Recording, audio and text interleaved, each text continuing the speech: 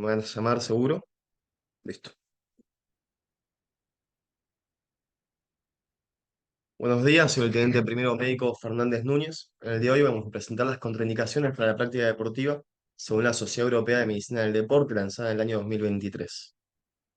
Los objetivos justamente de presentar esta guía es analizar los deportes de su base, de sus sistemas energéticos predominantes, los, ¿no? Ahí está, los tipos de fuerza y las características de cada deporte, diseñar un esquema que sirva de sugerencia de contraindicaciones, es decir, que no sea un absoluto, sino que sea una sugerencia para evaluar a los pacientes en lo que es en la práctica diaria en el consultorio, y para no tomar de forma rígida ni estereotipada ningún tipo de conducta, ya que cada individuo es personal y tiene connotaciones propias, ya sea personales y diferentes.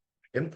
También que nos sirva esto como una guía para que nos oriente sobre la decisión de autorizar o no la práctica del deporte, y en caso de no autorización, la temporalidad de esto.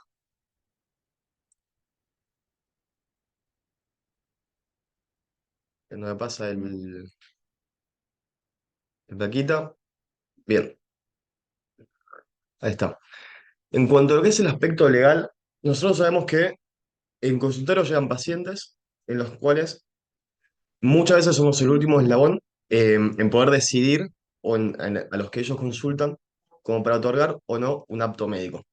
Bien, ahora, todo esto está dentro de lo que es una ley, que es la ley del ejercicio de la medicina, odontología y actividades de colaboración, que es la ley número 17.132, en la cual nos nombran dos artículos, el artículo 2 y el artículo 17, donde el 2, el segundo artículo nos habla se considera ejercicio de la medicina, anunciar, prescribir, indicar o aplicar cualquier procedimiento directo, ya sea o indirecto, de uso en el diagnóstico, pronóstico y o tratamiento de las enfermedades de las personas y de la recuperación, conservación y preservación de la salud de las mismas. Es decir, cada vez que nosotros prescribamos algo, ya sea realización de ejercicio o reposo, bien, estamos actuando dentro de una ley. Y el artículo 17, que nos habla de los profesionales que ejercen la medicina, también podrán certificar las comprobaciones y o constataciones que efectúen en el ejercicio de su profesión con referencia al estado de salud, enfermedad, administración, prescripción, indicación, aplicación o control de los procedimientos a que se hace referencia en el artículo previamente mencionado. ¿Bien? Y una leve introducción a lo que es el certificado médico, que es a la larga nosotros lo que vamos a certificar, si el paciente va a estar apto o no va a estar apto para realizar ejercicio, o va a estar apto condicional justamente para realizarlo. Bien, el certificado médico sabemos que es una constancia escrita en la cual el médico da, por cierto, hechos sobre el estado de salud de una persona que comprueba por medio de la asistencia, examen o reconocimiento del paciente. Bien, y después el reconocimiento o examen de cada paciente va a estar individualizado, tanto las características de cada paciente, ya sea la edad, tipo de ejercicio, bien, a justamente sus comorbilidades, de lo que no hablaríamos el día de hoy.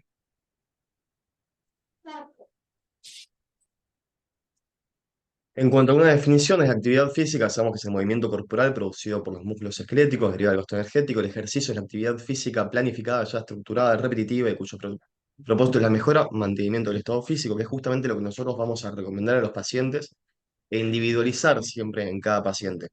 Bien, el deporte tiene mucha definición, dentro de las cuales, según la Real Academia Española, va a ser la práctica metódica de ejercicios físicos, entre otras definiciones como aparecen ahí. Y el atleta competitivo ya es el que realiza el deporte de forma habitual, bien, y requiere un entrenamiento superior al de la mayoría de los pacientes que realizan ejercicio. Entonces, cuando yo hablo de que recomendamos siempre la práctica deportiva, estamos hablando de que le estamos indicando a un paciente que ya viene con sus comorbilidades la realización de ejercicio de práctica deportiva. Bien, ahora estos pacientes a veces vienen con algunos factores de riesgo, como por ejemplo el riesgo cardiovascular, que puede ser leve, moderado o alto riesgo cardiovascular. Siempre está bueno individualizar a cada paciente en ese sentido. A veces tiene un bajo riesgo cardiovascular, pero puede estar seguido o acompañado de algunas patologías asociadas.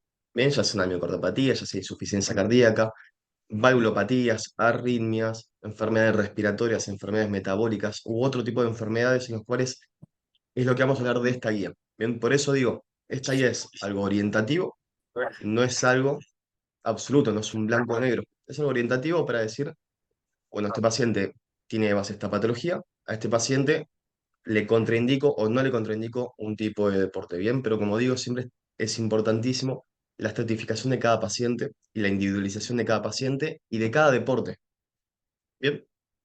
Cuando hablo de contraindicaciones, ¿a qué me refiero? Que tenemos contraindicaciones tanto absolutas y definitivas. Las absolutas es para la práctica de cualquier deporte o modalidad y de modo definitivo. Bien, absolutas y temporales es como dice el nombre, esta resolución o no del cuadro. Y las relativas y definitivas también justamente va a ser dependiendo cada situación, como dice ahí. En total después el power que da. Entonces, esta guía, la del CEMED del 2023, va a distribuir las diferentes actividades dependiendo cada patología. En rojo, los pacientes que no están aptos para la realización de deporte o contraindicación absoluta para ese deporte. En naranja, el apto para deportes pero de baja demanda cardiovascular. El amarillo para hasta alta moderada cardiovascular. Y verde, apto hasta alta demanda cardiovascular. Ahora, ¿qué es la demanda cardiovascular? Se va a valorar, lo que es la demanda cardiovascular, lo vamos a valorar teniendo en cuenta siempre cada deporte. ¿Bien? Cada deporte y cada paciente también. Bien, ahora les muestro las imágenes, pero en cada deporte me refiero a que el componente dinámico y estático de cada deporte, la especialidad evaluada, pero también se relaciona con el ejercicio relacionado con entrenamiento, la preparación física, lo que es la intensidad, duración, tipo y asimismo, y la carga del componente competitivo que implique en el sujeto. Es decir, no es lo mismo un futbolista de primera a un futbolista amateur o alguien que pelotea 2 veces al mes o al año. Bien, y eventualmente en la prueba de la evaluación de los pacientes que se pueden realizar diferentes estudios. Bien, si nos vamos a lo que es la clasificación de los deportes, en la conferencia número 36 de Bethesda, que fue hace más de 15 años que esto aparece, esta clasificación es la que se usa en la última guía de la Sociedad Argentina de Cardiología de la Prevención y el Deporte, que es del año 2007, es decir, también tiene 15 años la guía de la Sociedad Argentina de Cardiología, donde nos va a clasificar a los pacientes dependiendo el componente estático, ya sea un componente estático bajo, moderado o alto, bien, donde el componente alto es donde genera mayor fuerza isométrica, y después el consumo de oxígeno también puede ser bajo, en el 40%, moderado o alto, bien. Pero esto complicaba un poco, quizás la obtención o la clasificación de los deportes, y no lo evaluaba en todas sus formas hasta que apareció en la guía 2021, en la guía es del 2021, donde ya clasificaba los deportes, depende de su movilidad, potencia, mixto e intensidad, ¿bien? Y dentro de eso los evaluaron en lo que es de baja, media y alta intensidad, ¿sí? Haciendo referencia justamente a los deportes de alta demanda cardiovascular, moderada demanda cardiovascular, leve moderada cardiovascular, que es como vamos a clasificar, o apto por completo. ¿Bien?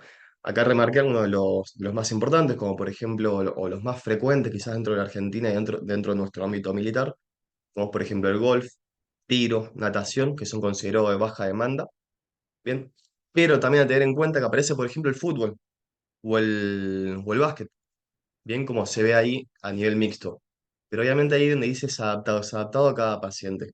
Si no es un paciente que va a hacer práctica deportiva, que vamos a ver, que en la práctica deportiva el fútbol aparece como de intensidad alta. Y de ahí la importancia de individualizar a cada paciente en cada deporte, en cada característica, en cada situación específica. Bien, cuando hablo de contraindicaciones cardiovasculares, estoy hablando de contraindicaciones en sí. Vamos a poder clasificarlos tanto las cardiovasculares, pero también sabemos que los pacientes no vienen divididos por sistema, los pacientes no vienen en un todo. Entonces tenemos tantos pacientes con patologías cardiovasculares, pero también vienen en pacientes que vemos muy seguido con otro tipo de patologías, ya sea patologías respiratorias, metabólicas, endocrinas, pacientes con infecciones agudas. Entonces, también voy a hablar de eso, pero voy a hacer hincapié en lo que es lo nuestro, que es las contraindicaciones cardiovasculares, siendo un poco más específicos, empezando con lo que son las valvulopatías, empezando específicamente con la patología aórtica. Bien, cuando hablamos de estenosis aórtica, está contraindicado de forma absoluta pacientes con estenosis aórtica severa y estenosis con o sin clínica, ¿bien? Y pacientes con insuficiencia aórtica severa con y sin clínica, ¿bien? Con los marcadores de referencia. No quiero ser tan detallista en cada característica porque no quiero abarcar tanto para que no sea tan pesado cada diapositiva. Bien. En cuanto a moderada, estamos hablando de la estenosis aórtica moderada, pero con marcadores de severidad, que esto sí lo voy a nombrar, que son la caída de la fracción de eyección, las pruebas de esfuerzo con mala clase funcional o descenso de la presión arterial, que eso sabemos que son criterios de severidad, o arritmias ventriculares. Bien, la presión arritmias que en general son ventriculares, pueden ser otro tipo de arritmias. Y a nivel de la insuficiencia aórtica, va a generar una contraindicación, bien, hasta ejercicios moderados, en cualquier marcador, en insuficiencia aórtica moderada, pero con cualquier marcador de severidad. Y después el resto están aptos para realizar ejercicio, obviamente hasta que lleguen a una escala, bien, ya sea aumentando la severidad o aumentando la clínica. ¿Bien? Ahí a la derecha aparece la revisión necesaria, ya sea por indicación quirúrgica o revisión a los 6 meses o al año. ¿Bien? Eso va a aparecer en cada patología. En cuanto a lo que es la patología mitral, tenemos lo mismo. ¿Bien? Estenosis mitral e insuficiencia mitral. De vuelta, voy a hacer hincapié en las patologías que vemos más seguido. En la estenosis mitral va a estar contraindicado de forma absoluta la estenosis mitral severa y moderada que presente hipertensión pulmonar, ya sea reposo o esfuerzo. En la insuficiencia mitral vamos a contraindicar el deporte de pacientes que tienen clínica o que no tienen clínica, pero también tienen marcadores de severidad, que son los que aparecen ahí. ¿Bien? O los pacientes con insuficiencia mitral severa, con clínica o sin clínica, pero con marcadores de severidad, también como dice ahí. Bien, también esta guía que no lo puse habla de prolapso mitral, pero lo especifica dentro del prolapso mitral, evaluar la severidad, entonces por eso no lo agregué, porque a la larga estamos viendo lo mismo que le estoy mostrando acá. Y no sé si... ¿hay puntero? Ahí va. Que es lo mismo que le estoy mostrando acá. ¿Bien? En cuanto a la contraindicación, hasta ejercicios leves, vemos en los pacientes con estenosis mitral, sin hipertensión pulmonar y sin clínica, reposo forzo, o con insuficiencia mitral también sin clínica, pero con evaluación a un año en caso de la estenosis mitral y en 6 meses en caso de la insuficiencia mitral. Mientras que el resto no tienen contraindicación absoluta, pero sí obviamente hay que realizar el seguimiento. Siguiendo con las valvulopatías, vamos a ver las patologías, la estenosis tricuspidia, ligera a moderada, sin hipertensión pulmonar y ventrículo derecho normal, no tiene contraindicación, que es lo que hemos seguido. Los pacientes multiválvula vamos a evaluar específicamente la válvula más afectada, entonces nos vamos a basar justamente en la más afectada, como digo. Bien. En cuanto a miocardio y pericardio, bien. Paciente con pericarditis aguda y recidivante está contraindicada la realización de ejercicio hasta revisión completa del cuadro clínico. En derrame pericárdico moderado, severo o con repercusión hemodinámica, obviamente, vamos a contraindicar el ejercicio. En la miocarditis o miopericarditis, tanto en la aguda como hasta los 3 meses, pero que continúen con clínica, vamos a contraindicar el ejercicio. Bien. Y la miocardiopatía hipertrófica, vamos a evaluar la sospecha y diferentes criterios que son los que nombro acá. Entonces, a partir de ahí vamos a evaluar si realmente tiene contraindicación del ejercicio o no tiene contraindicación del ejercicio. En contexto de miocardiopatía dilatada, depende de los criterios de severidad. Bien, si tiene uno o más de los que estoy mostrando acá, estamos hablando de contraindicación completa del ejercicio o displasia ritmogénica del ventrículo derecho, obviamente con diagnóstico clínico correcto. En cuanto a pacientes con contraindicación hasta ejercicios leves, tenemos los pacientes con pericarditis crónica constrictiva, pero con evaluación al año. Bien, y en cuanto sin contraindicación, tenemos los pacientes con pericarditis resuelta, con derrame pericárdico, ya sea ligero o moderado, pero que obviamente no tenga repercusión hemodinámica, pacientes sin clínica y sin marcadores de severidad. Los pacientes con miocardiopatía hipertrófica que no cumplen uno de los criterios previos, como para ser de alto riesgo. Bien. Y pacientes con miocardiopatía dilatada si solo cumplen uno de los anteriores. Bien. Sigo con cardiopatía isquémica, obviamente es lo que vemos más seguido también. Los pacientes con miocardiopatía isquémica, tanto severa como inestable, tienen contraindicación absoluta, ¿bien? Ya sea coronario agudo, antes de transcurrido al menos por lo menos un mes. Pacientes con FEI por debajo del 50%, obviamente siempre en cardiopatía isquémica, después se va a reevaluar ese paciente. Pacientes que tengan una lesión coronaria del 70% de obstrucción, obviamente con isquemia en el esfuerzo, y arritmia compleja o severa en el ejercicio. Después pueden realizar ejercicio hasta moderado, pacientes con puentes musculares, con espasmo coronario y enfermedad coronaria microvascular. De vuelta, hay hincapié en la importancia de individualizar a cada paciente, ¿bien? Porque no es lo mismo un paciente que no tiene un riesgo cardiovascular elevado, no tiene múltiples patologías asociadas, a un paciente que sí lo tenga, ¿bien? En estas condiciones o en estas situaciones. Entonces, de vuelta, hay un hincapié e insisto en la parte de individualizar a cada paciente. Y los pacientes que tienen cardiopatía isquémica crónica, ¿qué hacemos? Si ya están revascularizados y no tienen signo de isquemia y no tienen arritmias malignas, no tienen contraindicación severa el esfuerzo, de vuelta individualizando cada paciente, y enfermedad coronaria sin lesiones severas o sin isquemia o arritmia severa del esfuerzo, también lo mismo, no tienen contraindicación al deporte. Bien, hagamos en cuanto a la conducción cardíaca.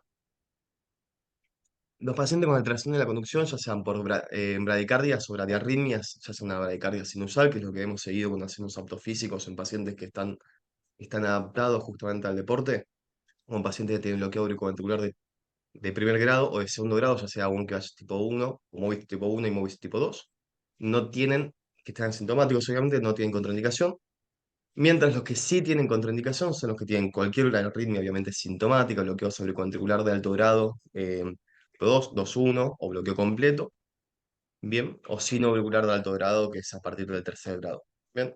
Bloqueo de rama derecha, un QRS, bloqueo de rama derecha aberrante, que también se asocia a un bloqueo de rama izquierda, que se asocia a bloqueo, el bloqueo anterior o el bloqueo posterior, y o cualquier contraindicación, en combinación va a tener contraindicación. Pacientes con extrasístole, que sabemos que es muy frecuente las extrasístoles ventriculares, vamos a evaluarlos a ver si son severas o complejas o si son inducidas por el ejercicio. En estos casos se contraindica. ¿Bien? Si no son estos casos, tenemos que descartar patología estructural, y si lo descartamos, no se contraindica el ejercicio. Y en pacientes con FA, con fibrilación auricular, sin enfermedad adrenérgica, ya sean sin enfermedad adrenérgica, no está contraindicado, pero si tiene enfermedad adrenérgica, por ejemplo, en pacientes con FA, deportista joven, que esté inducida por ejercicio, se contraindica por lo menos está el diagnóstico y o resolución. A nivel también, está ejercicio moderado, tenemos pacientes con mal control de la frecuencia cardíaca en el ejercicio, y el resto tenemos vía libre para indicar, por lo menos en cuanto a lo que es la patología en sí, en la conducción cardíaca, para indicar el ejercicio en estos pacientes, o no contraindicar el ejercicio en realidad, en estos casos, según estas guías. Bien, siguiendo con algunas patologías, como lo que es la taquicardia supraventricular, que siempre que sea detectada, siempre que sea por reentrada nodal y sintomática, estudio electrofisiológico y eventual ablación. Las canalopatías, el síndrome de Brugada, fíjense bien que cuando habla del síndrome de Brugada, obviamente estamos hablando al síndrome, signos y síntomas, pero si no tiene signos y síntomas, no contraindica el deporte en estos momentos, por lo menos dependiendo, por lo menos esta guía. Pacientes con taquicardia, pero no tienen cardiomiopatía, bien, hasta un tratamiento eficaz. Y patología, pacientes con taquicardia ventricular y cardiopatía estructural. Bien, después los síncopes, no todos síncope tienen contraindicación del ejercicio, obviamente los pacientes con síncope que se relacionan al esfuerzo físico, sí les corresponde la contraindicación del ejercicio y el resto, como marco ahí, tiene vía libre para realizar ejercicio. Bien. Pacientes con hipertensión arterial también, seguido en consultorio todos los días. Pacientes sin tratar, pero que mantengan valores, una tasa sistólica por encima de 180 o diastólica de 110, se contraindica. Pacientes que tienen que está con respuesta exagerada al ejercicio físico por encima de 230 o 110 de diastólica, en esos pacientes tienen contraindicación hasta ejercicio leve, y con respuesta apropiada al ejercicio físico no se contraindica. Bien, y ahí vamos a enfermedades aórticas, perdón, y el síndrome de Marfan, que va a depender de las características de la dilatación o no dilatación de la aorta, o si tiene o no asociado a valvulopatía mitral. Bien, en cuanto a las congénitas, voy a ir un poco rápido acá porque son bastantes. En cuanto a las comunicaciones intraauriculares o interventriculares, bien, que son los que vemos más frecuentes, Va a depender de los síntomas, va a depender de la dilatación, si presenta o no presenta arritmias, si presenta o no presenta desaturación durante el ejercicio, si tiene o no insuficiencia o si tiene disfunción del BD. Bien, en estos casos tenemos que primero evaluar un tratamiento y eventualmente reevaluar al paciente a los 3 y 6 meses del cierre. Bien, hasta ahí tenemos la contraindicación. Después tenemos moderada, en solamente la disfunción ventricular derecha o izquierda leve, con una F de 45-50. Y después el resto, como marco acá, bien, el resto de las patologías, que son tetralogía de Fallot, donde siempre tenemos que descartar fibrosis por resonancia, y después evaluar unos criterios de muerte súbita. Si esos criterios de muerte súbita nos dan para contraindicación, contraindicamos el ejercicio, y eventualmente lo que nos vaya dando, dependiendo de estas guías, podemos contraindicar ya sea o indicar de manera hasta ejercicio leve o moderado. En caso de la transposición de los grandes vasos, dependiendo de la técnica realizada, ya sea si la técnica fue la de Mustard y Senning, ¿bien? O la técnica fue la de Yaten, que es las más utilizadas últimamente. Las técnicas ya de Mustard y Senning son técnicas viejas, se quedaron hasta el año 1990 aproximadamente, donde apareció la técnica de Yaten, perdón. Y en estos casos es donde contraindicamos el ejercicio. Bien, acá siguiendo con las patologías congénitas, donde podemos contraindicar o no el ejercicio. Y ya saliendo un poco de lo que es la parte cardiovascular, que es la que más nos compete, aparecen, como yo les comentaba, otras patologías que están asociadas a los pacientes que consultan el día a día, como por ejemplo asma, como por ejemplo broncopatía crónica, como por ejemplo pacientes con tromboembolia pulmonar, que los tenemos en la UCO en observación, en caso de sea leve, moderada, los tenemos unos días o más, dependiendo de cada paciente, y o pacientes con enfermedad intersticial pulmonar. En estos pacientes tenemos referencias, obviamente depende de cada patología, ya sea por ejemplo el asma de difícil control, depende del deporte, pacientes con broncopatía crónica, sintomática, mal controlada, depende del paciente también. Pacientes con TEP lo vamos a contraindicar de forma absoluta temporal y después a los 3 meses de la resolución, ahí sí lo revaluamos el paciente. Y pacientes con EPOC también, depende de la sintomatología, lo vamos a contraindicar o no lo vamos a contraindicar.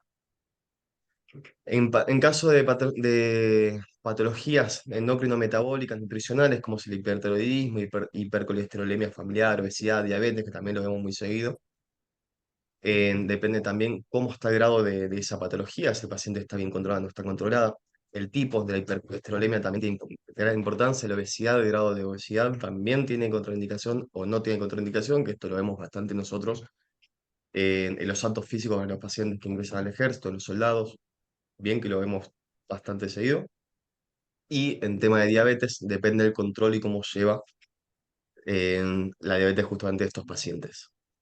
En caso de enfermedades nefrourológicas, vamos a evaluar la insuficiencia renal, que de vuelta hago hincapié en lo que hemos más seguido nosotros. Si está activa la insuficiencia renal, si es aguda, la vamos a contraindicar de forma absoluta y eventualmente reevaluar posteriormente. Y en la patología prostática, ya sea crónica, dependiendo si el tipo de ejercicio, ¿sí? Ya sea el ciclismo, obviamente siempre está contraindicado por el efecto que tiene sobre la próstata y los efectos inflamatorios sobre la próstata. En caso de enfermedades oftalmológicas, la miopía avanzada, del aparato digestivo o una serie de patologías, como vemos ahí, perdón, se me está yendo. En caso del aparato locomotor, existen una gran variedad de patologías del aparato locomotor que van a contraindicar el ejercicio, obviamente algunas mucho más específicas que otras, y otras como por ejemplo fracturas, luxaciones, roturas tendinosas, musculares, ligamentosas, enfermedades reumáticas, va a ser hasta su resolución y evaluación posterior. Mientras tanto, se va a contraindicar el ejercicio. Y a nivel de hernia discal, que lo vemos muy seguido, ya sea sintomática, con compresión medular o sin compresión medular, lo vamos a contraindicar también. También hay los casos de lumbocetalgia de repetición en fase hiperálgica, la vamos a contraindicar. Y en rhabdomiólisis también, de forma temporal, que también lo hemos seguido, pacientes que nos vienen con muchísimo ejercicio, después nos vienen en el laboratorio con mialgias, con CK elevada y todo eso. A estos pacientes obviamente le contraindicamos el ejercicio hasta normalización de las enzimas. Bien, Bien, enfermedades enfermedades neurológicas, neurológicas. todas las contraindicaciones para epilepsia. crisis convulsivas. Enfermedades dermatológicas. Miren, la gran cantidad de enfermedades dermatológicas que nosotros vemos habitualmente en el consultorio y que se pueden contraindicar, que se deberían contraindicar por lo menos de forma absoluta temporal, bien, en estos pacientes, ya sea por infecciones por HPV, que sabemos que es muy frecuente el HPV, impético, micosis, foliculitis, bien, en todos estos se contraindica de forma absoluta o temporal, dependiendo de las características y dependiendo del tratamiento que lleve o no venga llevando este paciente. Una de las últimas, que son las enfermedades hematológicas, por ejemplo, las anemias carenciales por déficit de hierro, vitamina B12, ácido fólico, donde está sintomático, el paciente de cualquier tipo de síntomas, lo vamos a contraindicar hasta la recuperación de la normalidad y se contraindica de forma absoluta valores por debajo de hemoglobina de 10. Por último, tenemos unos síndromes, enfermedades y cuadros clínicos que se va a dar hasta la resolución hasta la resolución del paciente, como por ejemplo alteraciones iónicas sanguíneas, sí que los pacientes más ancianos lo vemos bastante seguidos, donde vamos a contraindicarlo de forma absoluta y forma temporal. Bien, y con eso terminamos de la revisión por lo menos de esta guía.